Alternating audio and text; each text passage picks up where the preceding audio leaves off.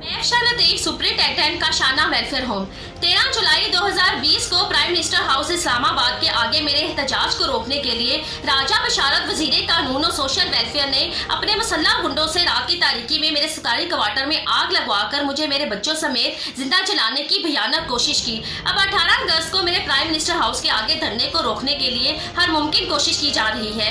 मुझे अपना जला हुआ सरकारी क्वार्टर बेसरो सामानी की हालत में इसलिए छोड़ना पड़ा कि ये मुसल्लह गुंडे अब भी रात की तारीकी में बेखबरी में मुझ पर और मेरे अहले खाना पर हमला आवर हो रहे थे।